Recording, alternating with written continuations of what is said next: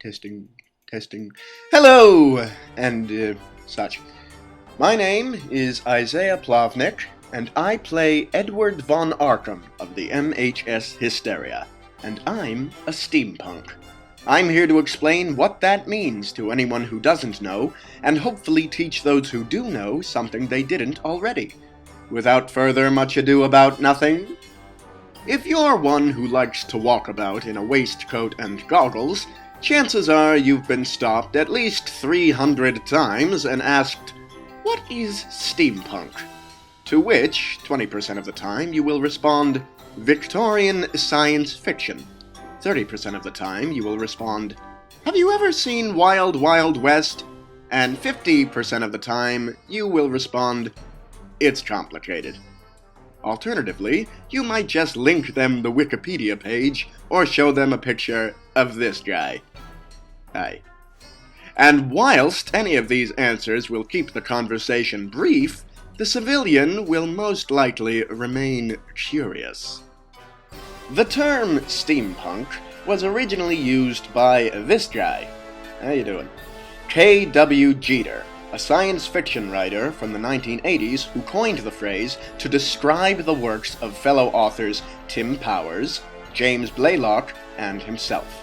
In a letter to sci-fi magazine, Locus, he wrote, "Personally, I think Victorian fantasies are going to be the next big thing, as long as we can come up with a fitting collective term for Powers, Blaylock, and myself. Something based on the appropriate technology of the era, like steampunks, perhaps." Whilst Mr. Jeter coined the phrase, he had invented a word for something that had been around for nearly a century.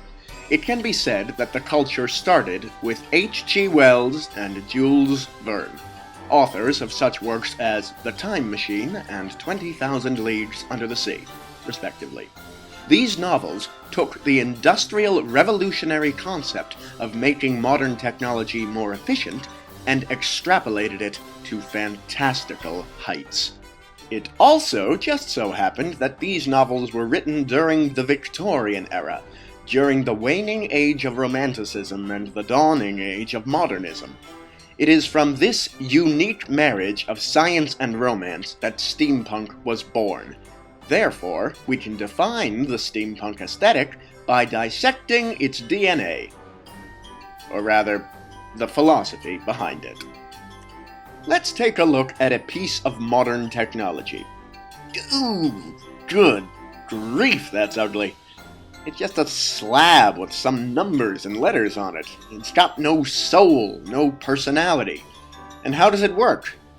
Yeah! Oi, Gavolt, what is that mess?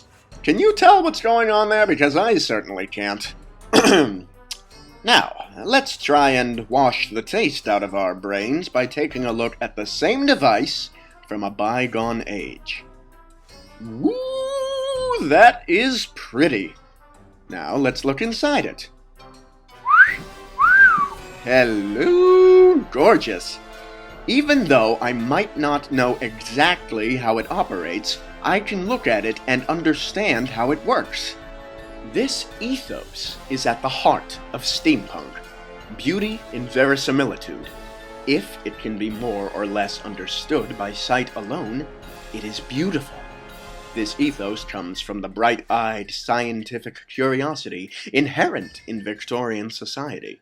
Then it was a popular pastime to attend public demonstrations and lectures showcasing the newest technology of the age, and how it worked. Now, let's take that ethos and extrapolate it to the heights of fantasy in a production that I call 15 Hominas.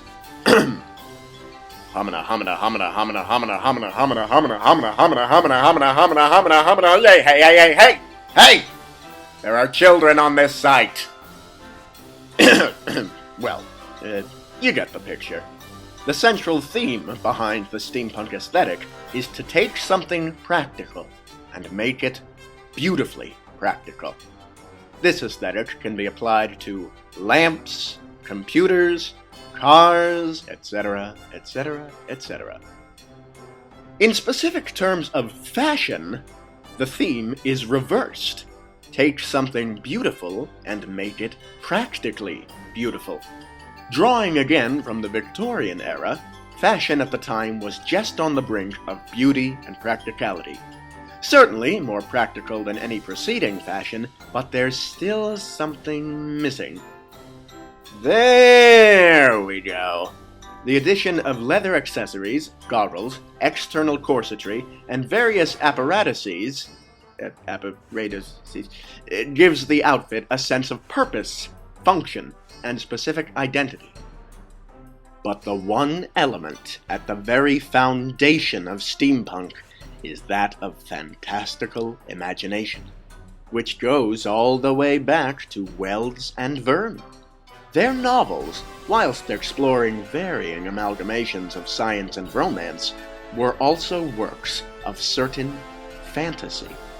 They wrote of things that at the time had only been dreamt of.